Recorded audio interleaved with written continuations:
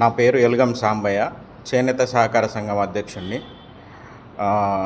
వరంగల్ జిల్లా లోపల ఉన్నటువంటి చేనేత కార్మికులు అద్భుతమైన కళాకారులు.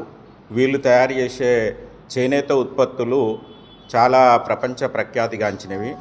వరంగల్ తివాచీ అనేది లండన్ మ్యూజియంలో కూడా ఉన్నది. వరంగల్ కార్పెట్లకు జిఐ భౌగోళిక గుర్తింపు కూడా వచ్చింది. అటువంటి చేనేత కార్మికులకు స్వాతంత్రం వచ్చిన దగ్గర నుంచి నిరంతరం పని కల్పించాలని రాష్ట్ర ప్రభుత్వం, అప్పటి నుంచి ఉన్న రాష్ట్ర ప్రభుత్వాలు కూడా సంక్షేమ శాఖలకు అవసరమైన కార్పెట్లు, బెడ్షీట్లు చేనేత కార్మికులకు టెస్కో ద్వారా, అంటే అంతకుముందు ఆప్కో ఉండే ఉమ్మడి ఆంధ్రప్రదేశ్లో, ఇప్పుడు టెస్కో ఏర్పడ్డది.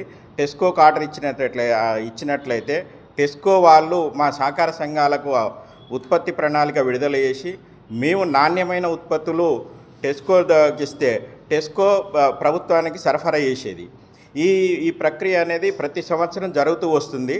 కానీ ఇప్పుడు ఉన్న అధికారుల వల్లనో మరి ప్రభుత్వం వల్లనో ఏదో తెలియదు, కానీ టెండర్ల ద్వారా కొనుగోలు చేయాలని సెంట్రల్ ప్రొక్యూర్మెంట్ కమిటీ అనేది రాష్ట్ర స్థాయిలో ఏర్పాటు చేసినట్టుగా ఈ మధ్యలో మేము దినపత్రికల్లో చూసినాం.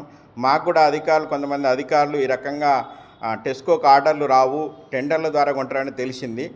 ఆ సందర్భంలో ఇక్కడ ఉన్నటువంటి చేనేత పరిశ్రమ మీద ఆధారపడినటువంటి చేనేత కళాకారులు, చేనేత పారిశ్రామికులు సుమారు 10,000 మంది, అంటే డైరెక్ట్లీ ఇండైరెక్ట్లీ ఒక 50,000 మందికి ఉపాధి కోల్పోయే ప్రమాదం ఉన్నది. కాబట్టి దీన్ని వెంటనే ఉపసంహరించుకొని టెండర్ల ద్వారా కొనేటువంటి ప్రక్రియను వెంటనే ఉపసంహరించుకోవాలని ఈ సందర్భంగా రాష్ట్ర ప్రభుత్వాన్ని, మరి చీఫ్ సెక్రటరీ గారిని కోరుతున్నాము.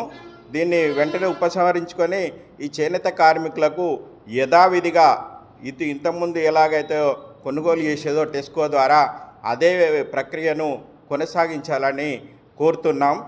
దీనివల్ల ఒకవేళ కనుక ప్రభుత్వం తన పందాన్ని అయితే మార్చుకొని ఎడల చేనేత కార్మికులు యావత్ తెలంగాణ లోపల ఉన్నటువంటి పద్మశాలి కులం ఏకమై దాన్ని అడ్డుకొని వారి యొక్క ఆగ్రహ జ్వాలలకు రాష్ట్ర ప్రభుత్వం, ముఖ్యమంత్రి గారు గురికాక తప్పదని ఈ సందర్భంగా హెచ్చరిస్తున్నాం.